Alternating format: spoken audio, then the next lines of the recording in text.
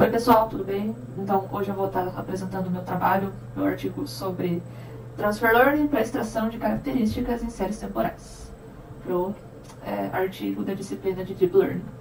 Então eu vou estar abordando aqui a motivação e os objetivos desse trabalho, uma breve fundamentação teórica, qual foi o modelo proposto, outros extratores de características de séries temporais para poder comparar, né, a qualidade das features obtidas, modelos aí de classificação e regressão para poder aplicar essas features, né, e métricas de avaliação para poder quantificar, né, quão bom foi o desempenho aí da classificação e da regressão utilizando aí diferentes características extraídas, quais os datasets utilizados, os resultados obtidos, as conclusões do trabalho aí e quais são os trabalhos futuros. Então, primeiramente, qual a motivação de estar fazendo esse trabalho, né?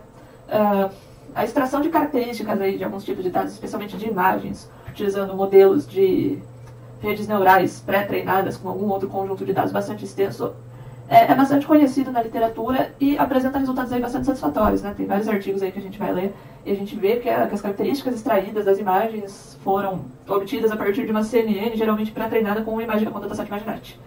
Então, inspirado, né, nessa abordagem, sendo que não tem nenhuma abordagem parecida para séries temporais, eu decidi tentar fazer algum modelo nesse sentido, que tem essa ideia, né? E, assim como os resultados são bons no âmbito de imagens, a expectativa é que os resultados também sejam bons para séries temporais. Apesar de não ter nenhum dataset do tipo ImageNet para séries temporais, não ter, até onde eu tenho conhecimento, nenhum dataset tipo o Corel 5K para séries temporais, né? Mas vale a tentativa. Então, primeiramente, né, esses aí são os cinco pontos fundamentais para esse trabalho, né? São importantes ter um conhecimento prévio desses pontos antes de entrar no trabalho de fato. Então, primeiramente, uma série temporal é uma coleção de pontos, uma coleção de observações realizadas ao longo do tempo. Tá? Aprendizado supervisionado é uma vertente aí do aprendizado de máquina que utiliza de dados rotulados para aprender uma função que vá tratar dados não rotulados. Convolutional Neural Networks são as redes CNNs, né? São uma vertente aí de redes neurais artificiais que utilizam de camadas de convolução para fazer o processamento aí dos dados, né? Geralmente a classificação de imagens. E as redes neurais convolucionais, além de elas fazerem a classificação, elas já fazem uma etapa de extração de características, né? Então, se a gente tirar aquela última camadinha ali que tem a função, geralmente a função softmax, né, que faz a classificação dos dados, se a gente pegar o output aí da última camada de convolução das CNNs e utilizar como features, a gente tem excelentes vetores de features, né? Então, dessa forma, a gente consegue aí features que muitas vezes vão ter identificado aí padrões existentes no nosso dado que outros extratores não teriam identificado. E, por último, o Transfer Learning seria, como o próprio nome diz, a transferência de aprendizado, né? É você utilizar um certo conjunto de dados que seja de um domínio relacionado ao seu conjunto de dados-alvo, não necessariamente do mesmo domínio, mas pode ser de um domínio relacionado, para você fazer o treinamento de um algoritmo de aprendizado supervisionado, de uma rede neural, né, que é uma derivação do aprendizado supervisionado. E dessa forma, assim, quando você treina com esse dataset relacionado, você pode obter muitos ganhos, porque como nós temos aí uma grande explosão de dados, né, com esse negócio do Big Data, etc., a gente tem um volume muito grande de dados. E muitos desses dados estão rotulados, então a gente tem a possibilidade de fazer um treinamento mais pesado, né? Então, o modelo proposto é fazer um compilado, né, de diversas séries temporais, porque, como eu disse no começo, não tem nenhuma ImageNet aí de séries temporais. Aí, como não existe esse dataset aí padronizado, a gente precisa fazer uma coletânea de vários conjuntos de dados. A gente tem séries temporais aí de diferentes tamanhos, né, com diferentes quantidades de amostras por classes. Então, é necessário fazer um pré-processamento desse conjunto de dados, né? Então, é necessário fazer uma padronização do número de amostras que existe por classe. Então, aqui nesse caso, eu fiz essa padronização simplesmente selecionando as 25 primeiras amostras de cada classe, para cada dataset que tivesse mais de 30 amostras por classe. Além disso, foi necessário fazer uma interpolação para padronizar o número de pontos existentes em cada série temporal, né? E por último, aí, uma normalização min-max para as séries temporais estarem num intervalo de 0 a 1. Aí, esse conjunto foi utilizado para treinar uma CNN, né, modelada com 3 camadas de convolução, e a última camada era uma camada de Global Average Pooling unidimensional, e essa camada foi utilizada como vetor de features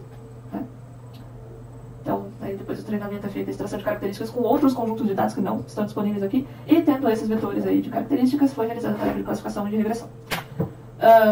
Outros extratores de características foram utilizados aí para comparar os resultados.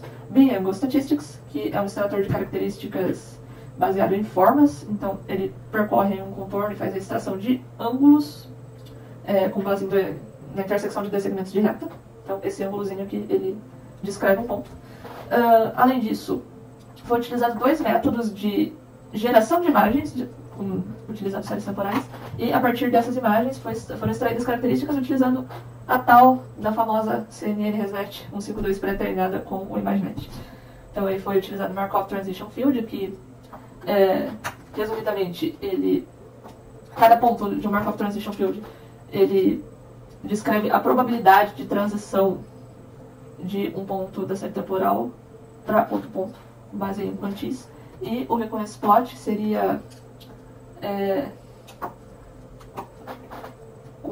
ele é definido com base na distância euclidiana das trajetórias das séries temporais. Então, se a distância entre uma trajetória e outra for maior do que um certo threshold, a gente seta 1, se não, seta 0. Basicamente é isso. Então, quais são os modelos de classificação e regressão que foram utilizados? Para a classificação foi utilizado o Multilayer Perceptron, foi utilizado também a SVM, que também foi utilizada para regressão, e também um modelo de regressão linear. Métrica de avaliação foi utilizada a acurácia para classificação, e para regressão foi utilizada MSE e coeficiente de determinação. São duas métricas aí complementares, e a gente vai fazer a avaliação aí dessas duas. Os datasets utilizados. Para o treinamento foram utilizados todos esses datasets aqui. Então a gente tem aí domínio médico, domínio de espectrografia de elemento, datasets gerados artificialmente, datasets aí de motion, né, de um vídeo, né, esse point aqui seria de vídeo. E os datasets de teste. Aqui tem alguns datasets que não são iguais, mas são semelhantes, né, então o ECG200 e ECG5000 são relativamente parecidos, assim como o point male versus female é relativamente parecido com o gunpoint. E o CBF e o BIF são aí os 4 datasets utilizados para teste. Então aqui já abordando os resultados, primeiro falando sobre a classificação. Cada melhor resultado para um conjunto de dados está marcado em negrito. Então, para o dataset gunpoint, o método proposto, ele obteve uma acurácia de 100% na classificação, utilizando uma SVM. De forma semelhante, dá para observar que para o dataset CBF, uma acurácia superior a 96%. Aqui para o dataset gunpoint, apesar de ter ficado em 100% aqui, dá para se observar que os outros métodos também obtiveram aí resultados bastante altos, né? Dá para observar aqui que a Multilayer Perceptron ficou bem próximo de 100%, utilizando feature oriundo do Recurrence Plot. Por outro lado, para o dataset CBF, nada chegou perto dos 96% aqui, o que é muito interessante. Por outro lado, o dataset BIF, aqui a gente pode observar que o Biangle Statistics produziu o melhor resultado em associação com o Multilayer Perceptron. O dataset BIF é um dataset muito complicado de se trabalhar, porque as diferenças entre as classes são muito pequenas. Então, acaba sendo bastante complicado de se lidar com ele, de se obter resultados bastante altos, né?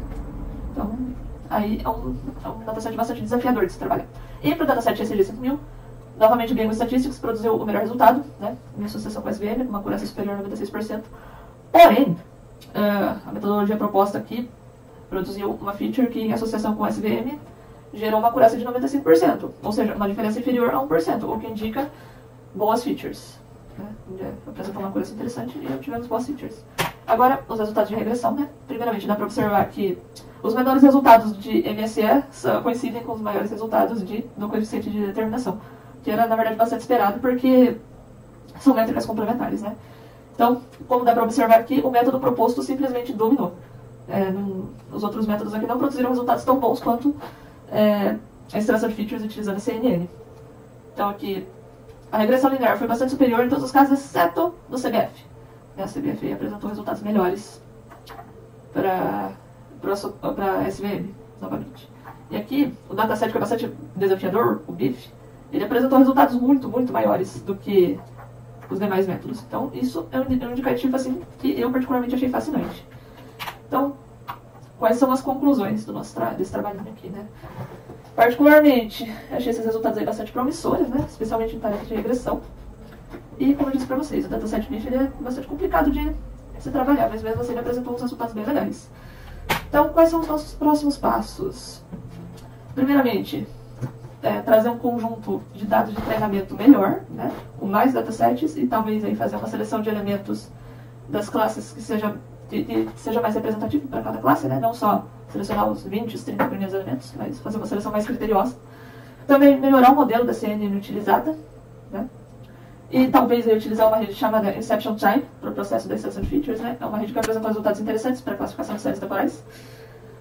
Aí, além disso, fazer uma aplicação em mais conjuntos de dados, inclusive estender esse modelo para modelos de séries temporais multivariadas, e utilizar essas features em outros métodos de aprendizado de máquina também, além da classificação e além da regressão, utilizando aí, talvez clustering, etc.